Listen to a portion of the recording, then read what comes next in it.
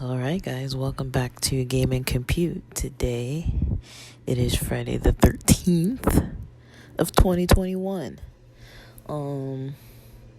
Actually, it is also my birthday, meaning that I'm off work today, and I'm finally getting around to, getting past the resting stage of my morning, easing into the afternoon. And today, I think, is a good day to kind of talk about like goals, financial repair, getting out of that stress. So kind of a real talk here. Like, it's not like the easiest topic a lot of times for a lot of people to discuss or think about. So I'm kind of, let me arrange my thoughts. I barely drank some coffee, so I'm barely like getting my brain gears kind of turning a little bit more quickly here. But yeah, I'll just fill you in real quick.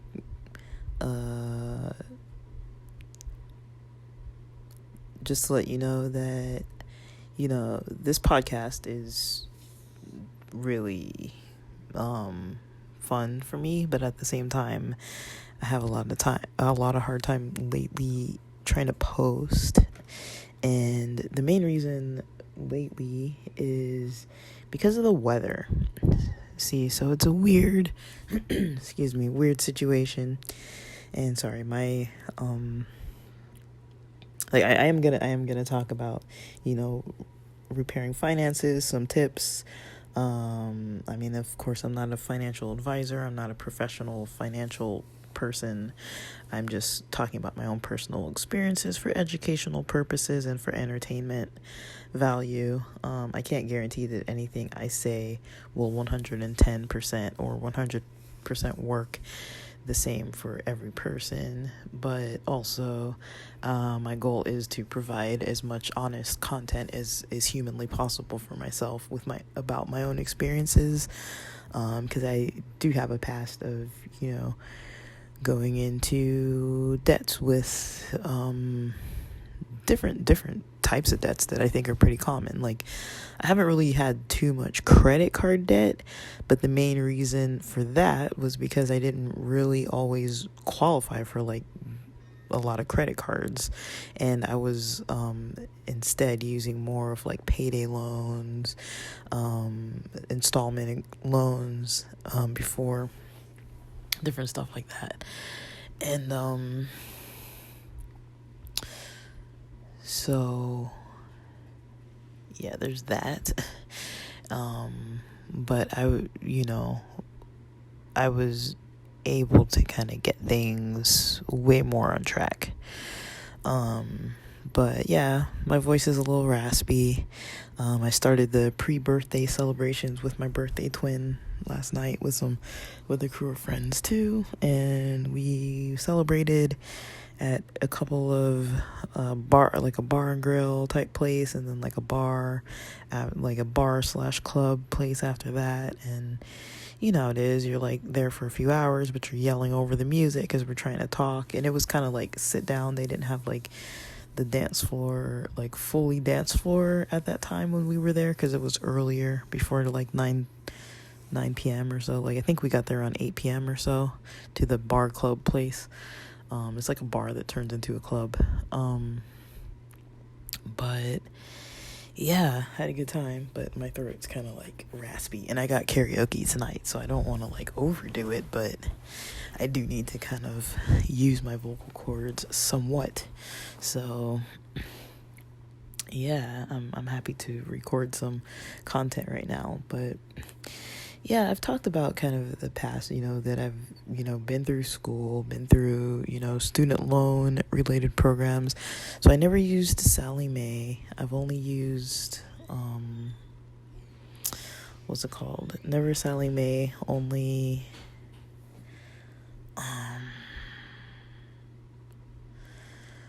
what do you call it? Sorry, I'm blanking. Oh yeah, the federal loans. And then I've got like a loan due to a university that's about $3,000. Um, and then a Wells Fargo student loan that was like $2,000 or so. So those are the only loans I've had as far as student loans. I'd never done, like, I guess the Wells Fargo was a private loan. I've had a lot of payday loans. That was a big mistake. Um, learn from me, guys. Just don't. Like, my folks told me before too. They're like, don't use loans, don't use credit cards, and I was like, just one, just one, just another one. And I wasn't really aware at the time that my, emotions were very much playing too high of a role in my spending. I wasn't aware of it. I didn't have the energy or time to even stop and think and reflect on it. I would literally, guys, embarrassingly enough, I would literally just swipe that card, debit card, but swipe. And then I'd be like, it's getting a little close to rent due time, or it's getting a little close for me to like need some groceries or something. And that's when I'd check my account and just be like, oh, please, God, please don't let it be like negative. That was basically the extent of my financial planning was, oh, I know this is coming up, so let me look at it and see if I can see where I'm at. And then I'd start panicking because I was just swiping all over. I wasn't even keeping like mental track or like partially like tracing how much I was spending, like estimating or anything. I was just like, oh, I want a burger, I'm gonna go get a burger. Oh, I need to fill my tank, and I'm gonna go over here and go to this party in this city and pay all this stuff, and then Uber over here. And literally it was like very irresponsible, very just impulsive. But the reason behind it wasn't really because I was trying to be irresponsible. It was just like, okay, I had the money because I was working all the time. So I was like, well, I can spend. I have money. I know I get paid twice a month, so I have something in there most of the time. And then when it started running low, I was like, shoot, I need money by tomorrow. And so I'd start doing the whole payday loan song and dance. And then that became an issue because eventually it got to the point where I wasn't really getting too much of my paycheck, because say a $255 loan, you have to pay back $300 total. So you're already paying back $45. But I wasn't making an extra $45 or saving back an extra $45 or saving $300 extra. I was just spending and blowing through the money. And a lot of it was necessities, and a lot of it was like just to blow off steam, party, go out, club, go to bars, just take my mind off things. But, not have to eat, so let me order Uber Eats so I don't have to cook, or not have to eat, but not have to cook, not have to prepare meals. It was just anything to get me to be able to do something simply because I was so overwhelmed. And I didn't really notice that was playing a role on my finances because I never stopped to think about it. I was just like, okay, like I'm overwhelmed. This is like the culture of my career is be overwhelmed. But nobody also talks about the fact that we don't get raises. We don't get paid a lot anyways. And for the cost of living in this city, most of us don't even make 3 times the amount of the price of an average studio apartment cost. So that would mean if a studio apartment here costs about, you can get it lower than $1,500, but if you had $1,500, you'd be able to have your pick, like usually looking for $1,300, $1,400, that's kind of pushing it. $1,200 is really pushing it nowadays. If you're trying to get like $1,000 studio apartment, you're really gonna luck out if you find that. And if the utilities are included, that would be like a golden find right there. Like it would be like a treasure find. That just doesn't really happen around here anymore. And for it to be like a legit like apartment complex and not like some kind of backyard, homemade, like installed, like shed type of house that somebody created on their property to rent out, which is very common around here too, that people put extra little complexes, like portable complexes on their property and rent them out. Some of them are really legit and they're actually like apartment, like they look like an actual built structure. Some of them are like, you can tell that it was like a converted type of shed, no insulation or anything, but they can still be nice. I've seen them with a full washer, dryer, full fridge, with a freezer, with AC unit and heating for like $1,000, and it was big. It was like, I don't know, I want to say it was like probably like 15 by 20, 15 by 30 probably, which is a pretty decent size. I mean, there was no insulation. It did have running water, toilet, sink, garbage disposal. It was good, but just like the structure itself wasn't like super ideal, but it was like a sound, like as far as like you like the appliances. But so just saying that $1,500 in this city for a studio would still be on the higher end. You might even be able to find a 1-bedroom apartment for $1,500, really. But let's say studio to 1-bedroom apartment, $1,500. Most of us aren't making 3 times that amount. And with student loans, most of us might not have credit scores that are about 600 and above. Southern California, welcome. And our taxes here are just under 10%. Just under 10%. And for like sales tax. And so, we pay so much. Utilities are pricey. And man, it's let me see. So yeah. You'd have to be making like $3,500 a month to have the $1,500 rent, and if that's including utilities, you're lucky. Most people out here don't make that much. They in my field, at this current stage that a lot of me and my colleagues are in, a lot of people are getting paid around $2,400, maybe $3,000, maybe. So between $2,400 and $3,000 ish. And that's ish. That's like barely maybe, right? Meaning that, if you really want to do that 30% or 33% or whatever, like a third of your income for rent cost, you usually have to live cheaper, meaning you have to live with people, with roommates, right? So that causes other issues. So for me, I would say that is one thing that definitely contributes to my emotional stress levels, is living with people. So living with people includes, having to really consider them, think about them, of course, and then like they consider you, right? So, the way I tend to deal with roommate situations, like I've never really shared a bedroom with a person that isn't like a family member.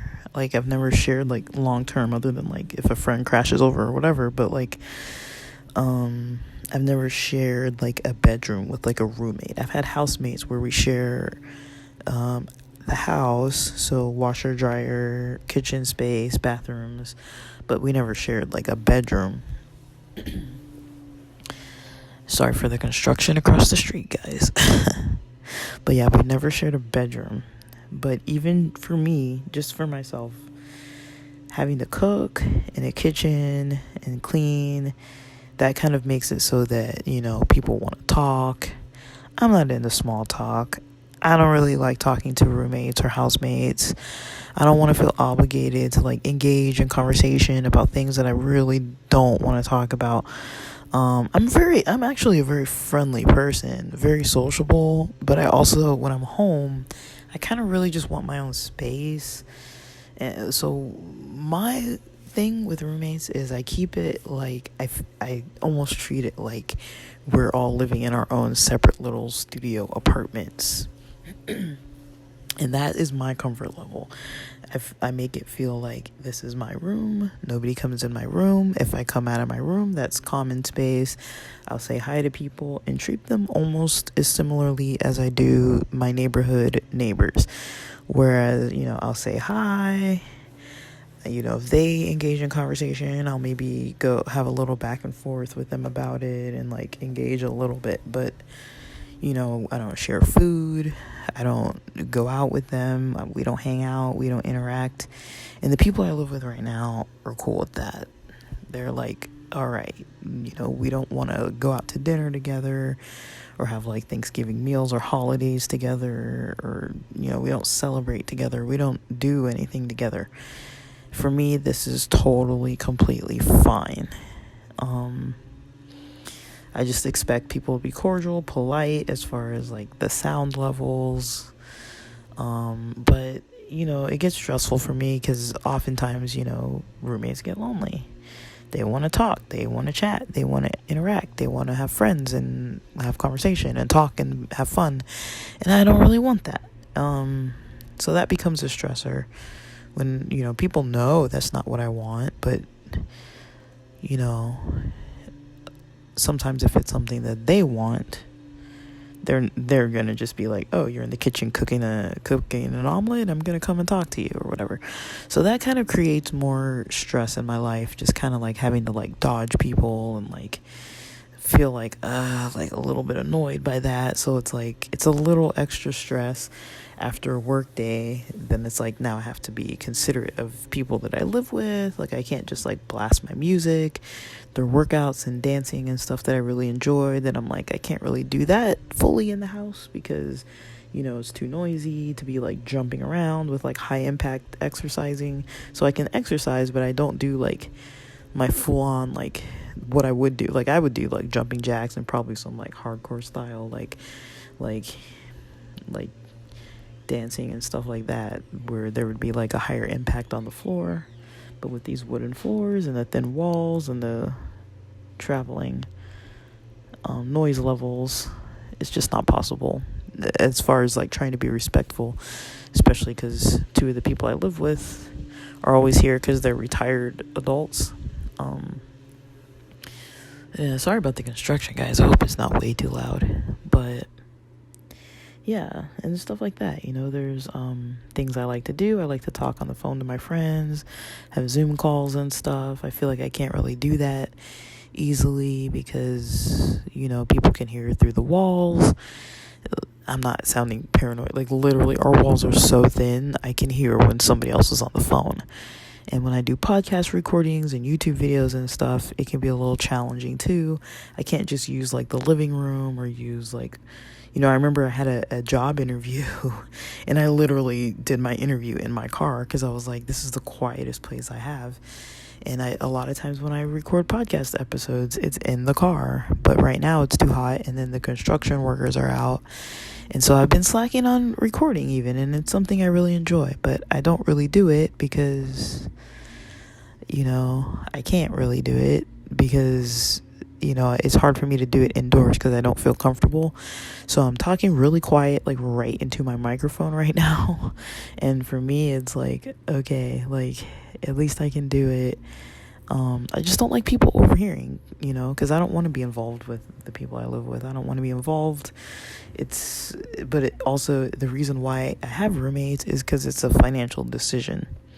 Now, if you take into account that I do spend more money eating food out because I don't want to deal with the cooking, cleaning situation in the house, having to cook and clean, or not even just that, but I mean, we have a lot of people living here, and there are certain meal times, right? Like, I'm kind of on a common, Western society, kind of like American, like typical schedule. Like, I wake up earliest, I'll wake up like 5:30. Latest, I'll wake up, honestly, if I've been really dead tired a lot lately too, so I do kind of wake up closer to like 8 sometimes, because I don't work till 8. So sometimes I'll wake up around like right before I need to work at 8. So this is fine. Wake up at 8 o'clock, or wake up before 8 o'clock, because I have to log in at 8, and then log in at 8 and start working. And then once I get a little hungry, I'll start like eating breakfast. But I work from home mostly, so I can eat breakfast at home, eat lunch at home, eat dinner at home. But the hard part is, I know I spend more money on food because I buy pre-made meals or takeout. But I do a lot of like Sprouts Deli, maybe like Ralph's Deli, kind of with the chicken or the potato salad or macaroni salad or all kinds of salads, pre-made salads. Yeah, I said the chicken, like 8 pieces for $8. Some little like meatloaf options, pre-made pastas, rice dishes, some frozen foods, eggs, stuff that's like quick, like bento boxes from the Japanese market, some kimbap rolls from like the Korean markets, like those kind of like vegetable pancakes from the Korean markets that are like pre-made, like in the deli.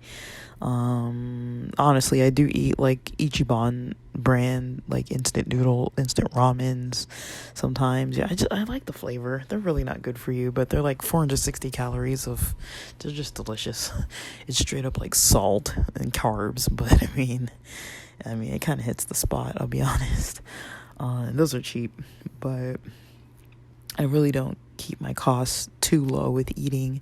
When I eat food out, I do kind of get a lot of like vegan food and kind of, like Chipotle. There's some good vegan restaurants around that I get takeout from, some good Vietnamese restaurants where I get takeout. I'm trying not to eat a lot of fast food lately, but every so often I do. So, I know one of my biggest bills outside of rent, which is $765 right now. One of my biggest bills is food, my food bill. Now, yeah, so I would say that's kind of a major thing. And like you can notice, and kind of, I would just say, try to, like, when I'm talking about all these things, the reason why I'm mentioning all these details is so people can kind of hear, like, when you kind of, like, piece together, like, I mean, like, in my field, we do, like, what's called, like, a clinical formulation, but, like, you don't have to do, like, hardcore like that. But kind of seeing the patterns and seeing, like, what interacts with what, right? So, yes, rent's cheaper, sharing. But for me, because of how emotionally drained I can be and socially drained I can be from work, from the type of work I do, the part where I'm next spending most is food, because I'm doing like a strategic method of, getting my own comfort levels met by not getting food,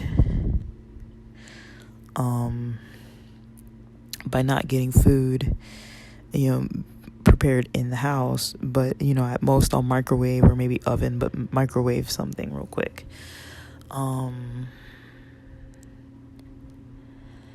Because I just don't want to deal with people, like, and like I was saying too, like with meal times, there's really a certain window during when I'm going to eat. So breakfast time, there's usually a certain window. I'm not going to eat breakfast at like 5 a.m. I'm not going to eat breakfast at like 11 a.m., right? There's usually a certain window earlier in the day that I'm going to eat breakfast. It's usually about 4 or so hours before 12 noon or like 1 o'clock-ish when I would eat lunch. And then dinner, I would usually eat probably, depending, sometimes I'll do like food at 4, and then again, like around 7:30, I'll have like a snack. But other times I'll do a full meal. Yeah, I'll keep my meals kind of within a certain time period. But everybody else does too. So everyone else is trying to cook and clean at the same time. There are 3 of us adults who are here most of the time. There used to be a 4th. I don't know where the guy in the front is. And then there's another person who's almost always out from before 8 o'clock. It doesn't come back till later in the evening when it's pretty much almost dark or already dark. So there are those situations where it's like, okay, there's 3 of us in the kitchen at the same time. There's one stove, and then I don't want to be talking to people and all that. I just want to do my own thing. So taking into consideration all those things, those are the major issues contributing to the major expense of food. I could potentially cut back on the food costs if I increased my rent cost.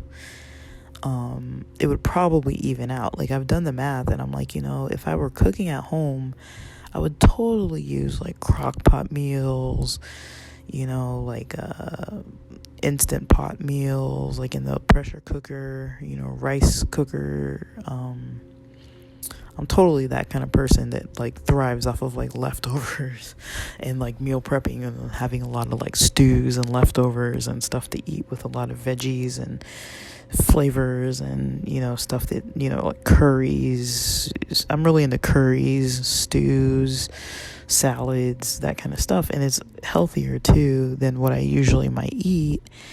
So I would be benefiting in a lot of ways. And so it's like, yeah, I could potentially just move and still spend the same amount because I'd be spending less on food because I'd be actually willing to cook my own food probably all the time versus not cooking. So that's kind of how that's one thing that I can mention for my own personal self, for my own personal life. What I've noticed is that there's always going to be some reason attached to the expense. So once you kind of figure out, the emotional reason attached to the spending in certain areas, I'd say next for me would be, I'm not too much of an impulse shopper. Now, I've gotten a little bad in the last year with Amazon Prime. A little bit bad with it. But I try to stick to stuff I need. Like, I've been trying to organize and clean a little more. So I did get a little bit of a vacuum cleaner.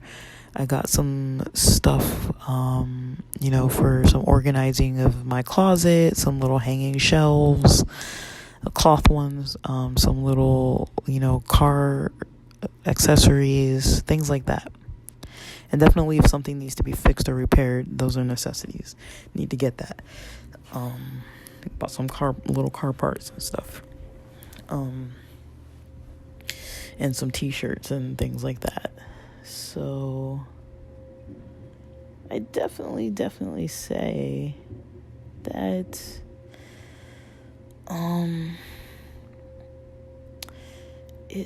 it makes a lot more sense to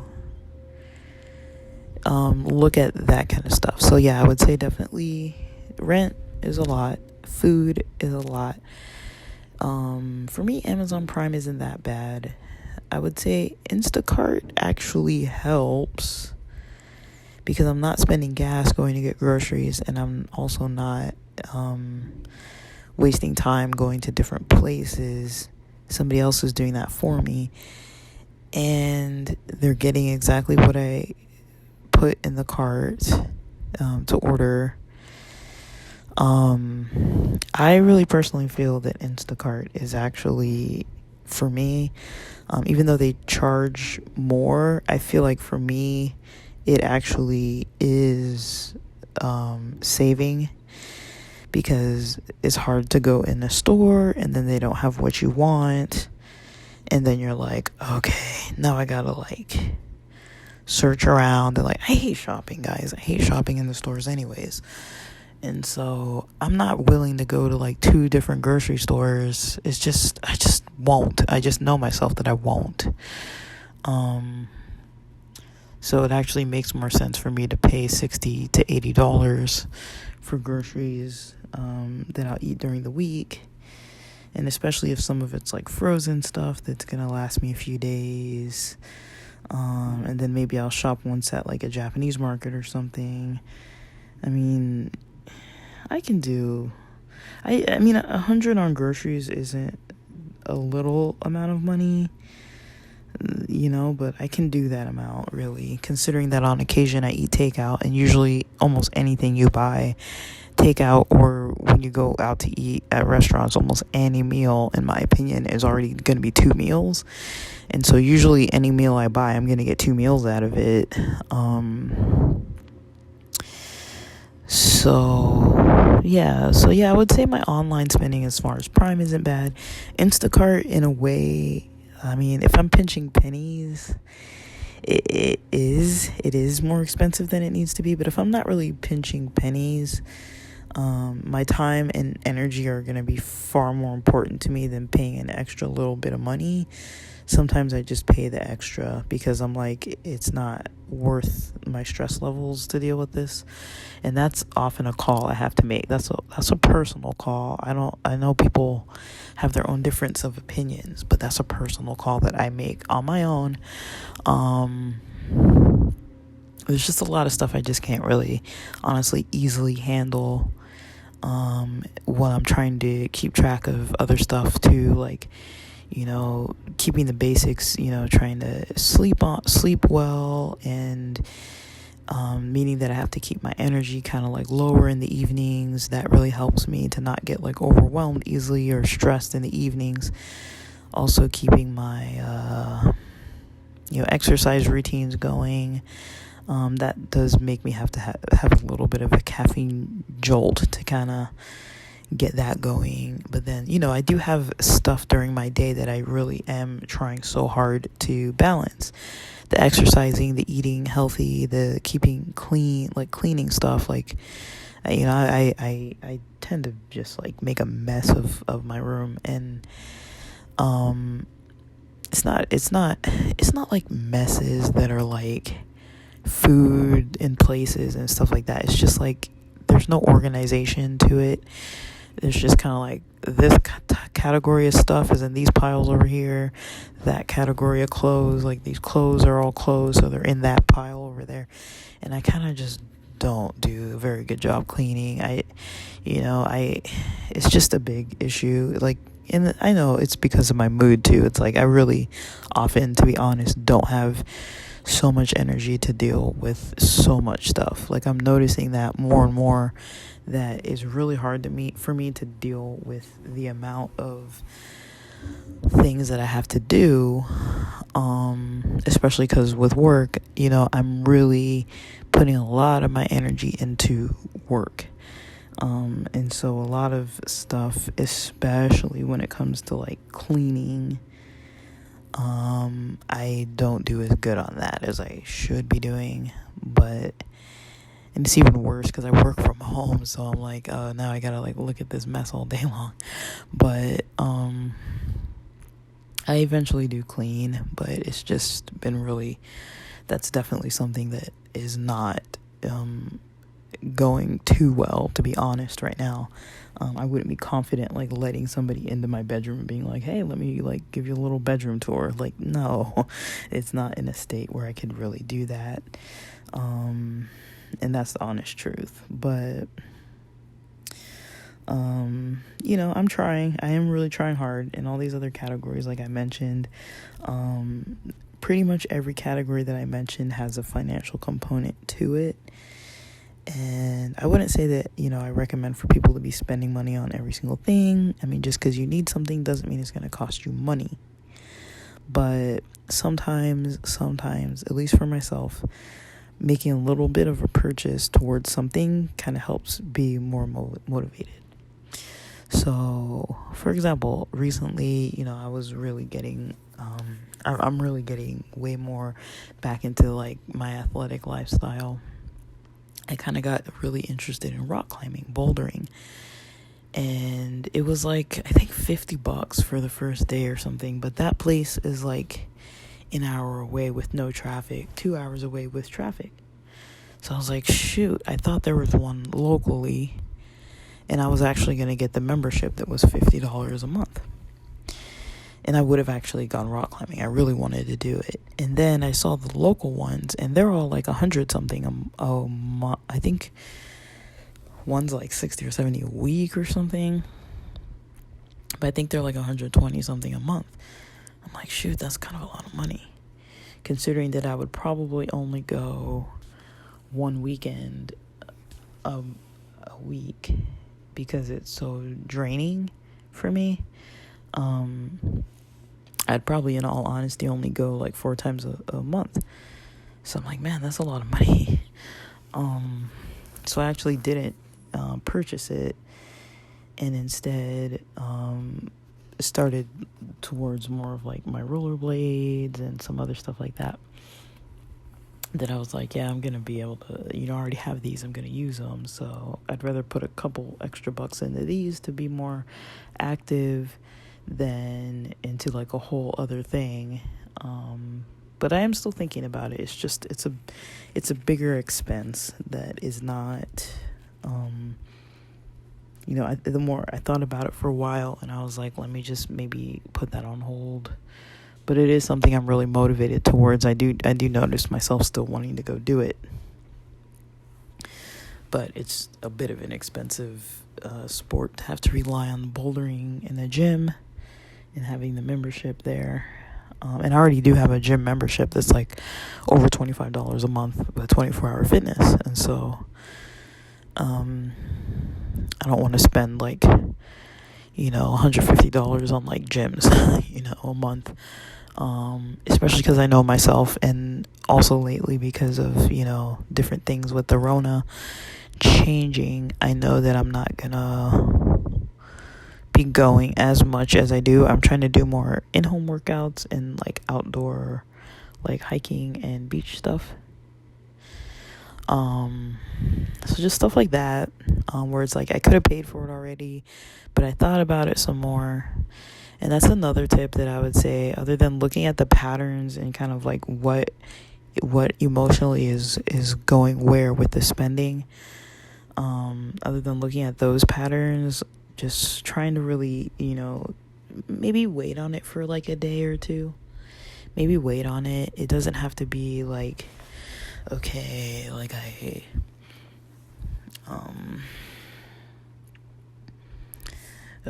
I want things to go this way, so I'm gonna like,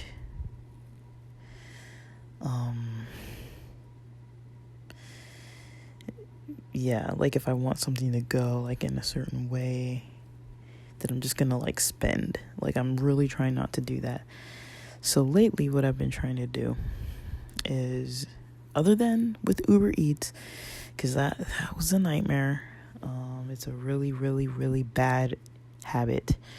But looking at like what I had to do for July, because it was a splurge month. I do have a couple splurge months in the year where I'm just like, I know that I've saved money that I can just like blow.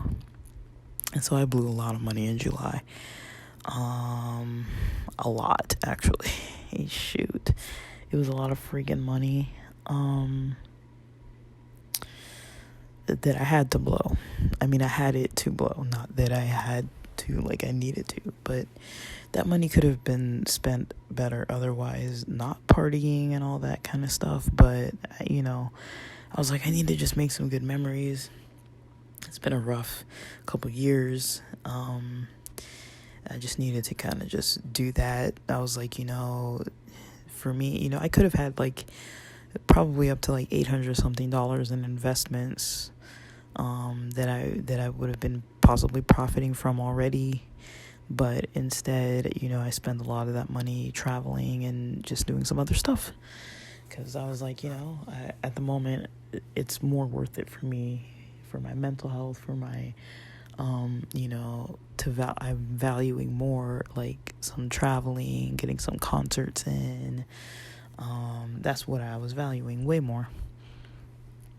So I did that. I did make those changes. Right when August hit, I was like, I'm going to get right back on track. But what I did for July was I wrote down, because I knew it was a splurge month, and I was like, I'm going to write down what I'm spending. And, while I was doing it, I was feeling great. But then it kind of did take me back to the days when I was just swiping away. It kind of did take me back to that. So just having it written on paper, just as a reminder for myself, is really helpful. And I have it in a notebook. And I even just look at the notebook. I'm not even like opening it. And I'm just like, I know what's in there. I know what I wrote. I know it has all those Uber Eats purchases, like sometimes even 2 a day, like $50 worth for 2 meals. It's ridiculous. Like, that's a lot of money. It's a lot of money. I could have just put on a beanie and a sweater and gone through like a drive-through for like $4 worth of like fries or something, like simple stuff. I didn't have to get like a BJ's like $18 pasta or something and then like a drink on top of it for like another like $7 or whatever. Like, not a necessity, but it was my summer splurge, so okay. But just, that helps me though, to write it down so that I know this is a month I was overspending, I was overdoing it. It was intentional, it was planned. Now, I didn't really plan how much I was going to overspend, but there was a little bit put aside, but not a significant amount. But yeah, I spent way more than I would have. But I know every 3 months I'm going to be getting like some funds from work. That this is why I'm like, okay, so every 3 months I'm going to have this plan. It's not going to be a splurge plan every time. But because this was the first month that I got that fund, I was like, let me just splurge during my splurge month. And then I did. And I don't regret it, but it's like, it is like a heavy reminder. Because it's like, looking back, I'm like, yeah, that is money that I could have done something different with. But I did have a lot of fun. And I needed to have a lot of fun.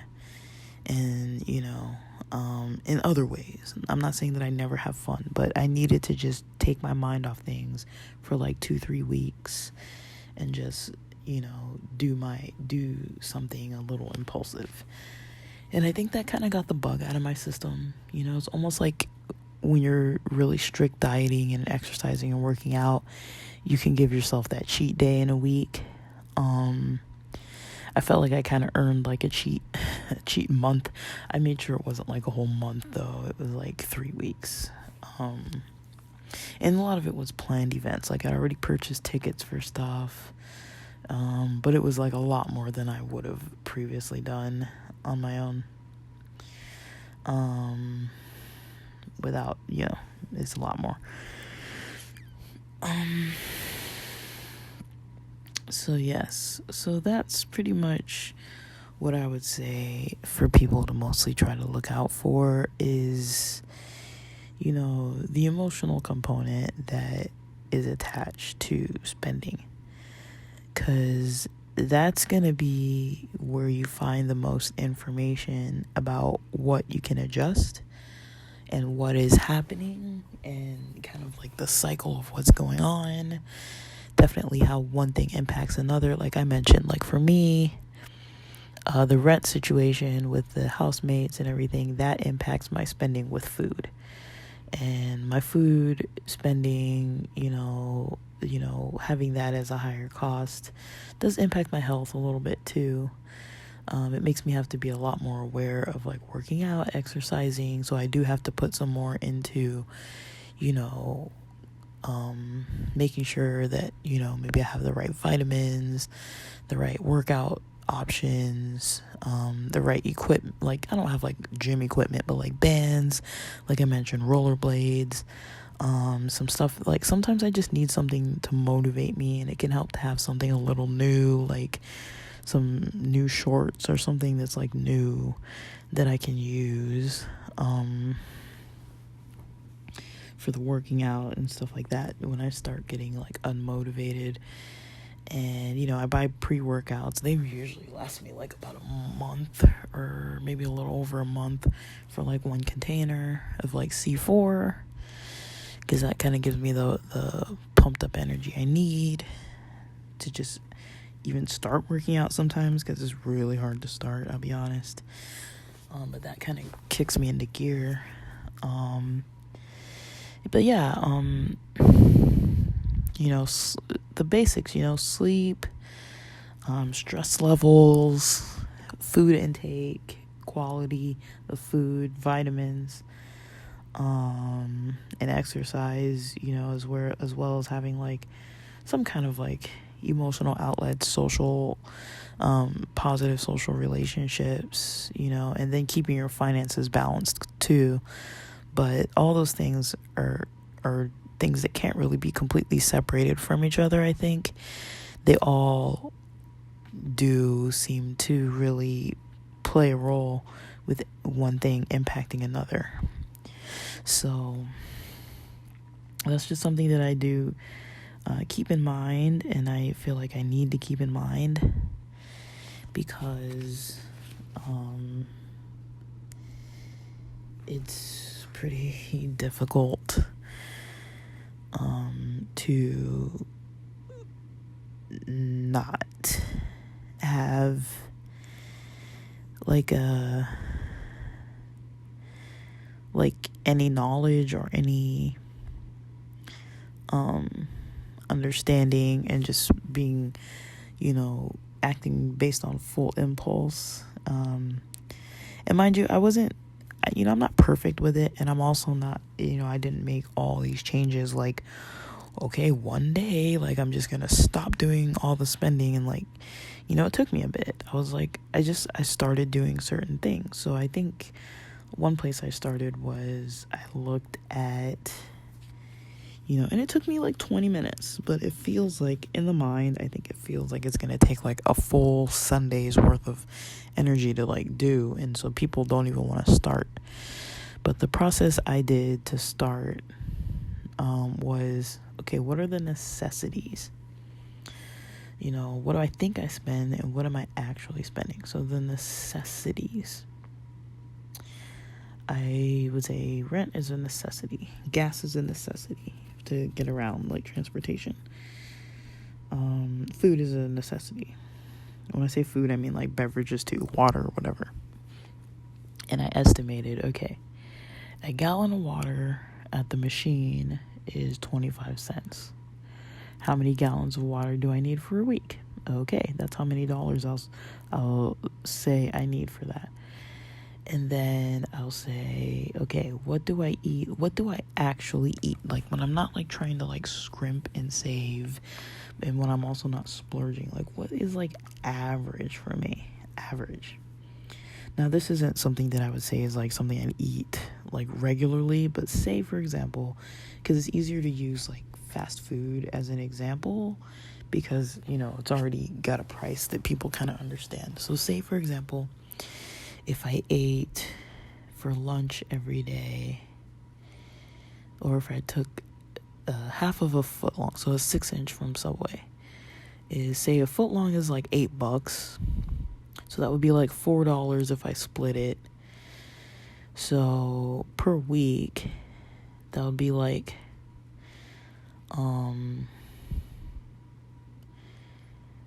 let me see, about, let's say if I eat out once a week, 3 foot longs, which would be Sorry, I'm losing track. 3 footlongs, $8 each would be $24 each. And then Chipotle. Say I went to Chipotle every day for dinner, but it was split in half, and say I spent like $12. That's like 6 Chipotle bowls for the week-ish. Three. Wait, what am I saying? Sorry. I messed up. No, for the subs, it would be 3. Yeah, that's right. 3 subs, $8 each. That would be $24. 3 Chipotle bowls. Let's say they're $12 each. I don't think they're $12. They're a little less. Say you added the guac and got like a little cheap soda at $12. If those are 2 meals as well, that's like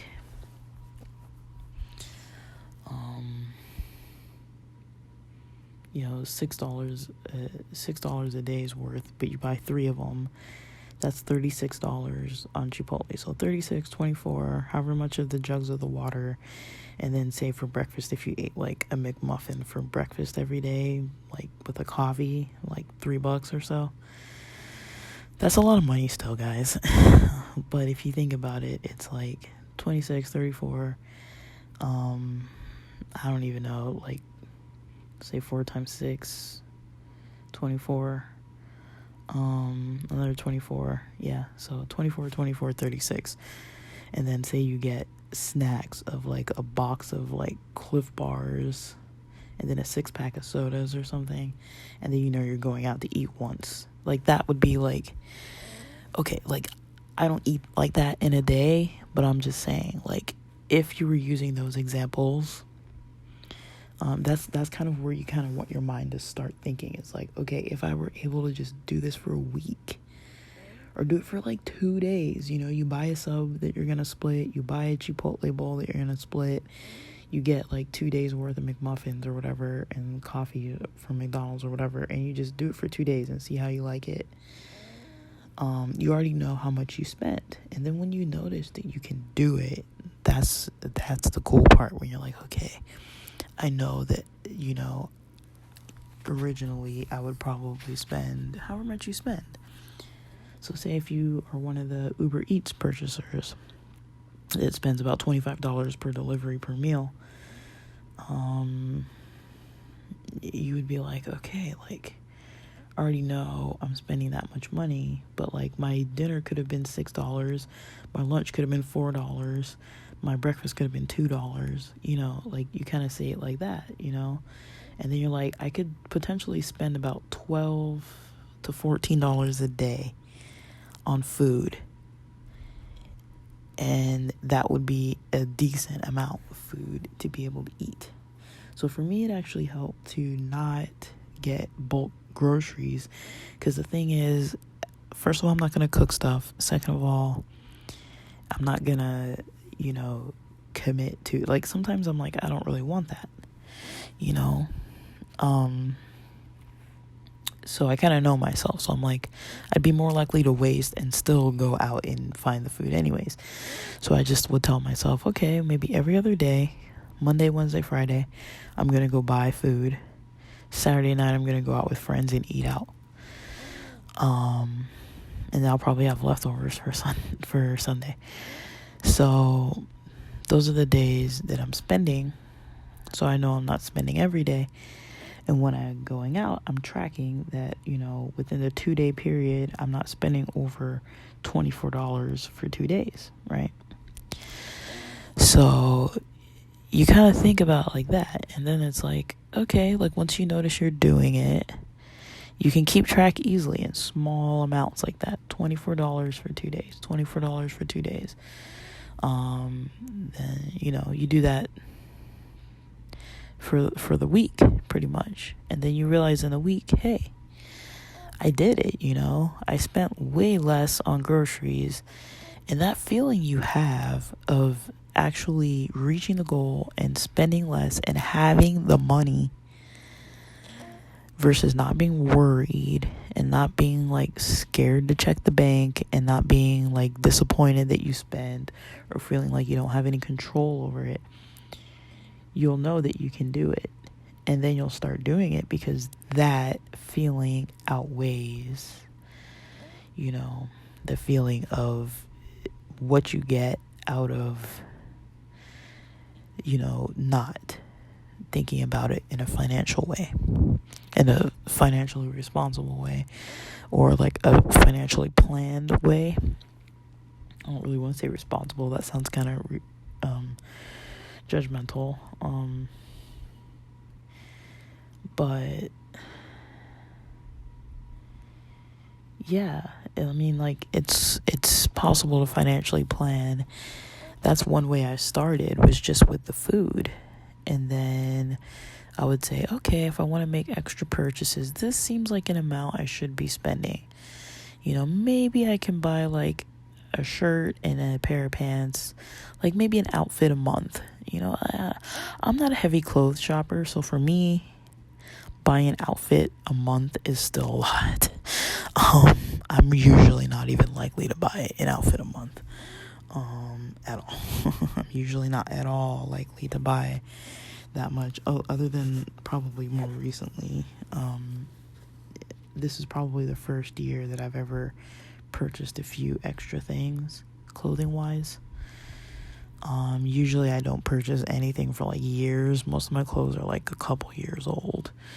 And I just keep wearing them and wearing them. But yeah, that's what I would say was probably the best way that I started was just trying to get to a place where the joy of the spending and what I got from the spending of the money wasn't as fun as the saving part, wasn't as fun as seeing the extra money in the account, wasn't as fun as having extra money to be able to spend it to do stuff I actually wanted. I mean, it was the greatest feeling, this past June and July, to be like, hey, I want to go do all this stuff. I want to travel and take these trips. Last snowboard season, to be like, I want to go snowboarding. I want to go do, and I actually was like, hey, I have the money. I can just buy the tickets and go do it. Go to New Mexico, go to Taos, New Mexico, get a flight, all these things, actually have money to like travel and do stuff.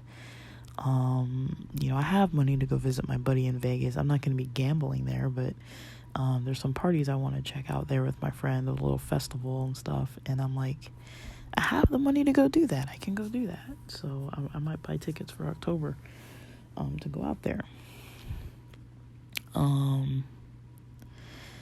But this is probably one of the first times in my life that I can say that, like before it was like, I have to miss out on everything because I never had any money because I was always spending it on other stuff, because the more immediate seemed more,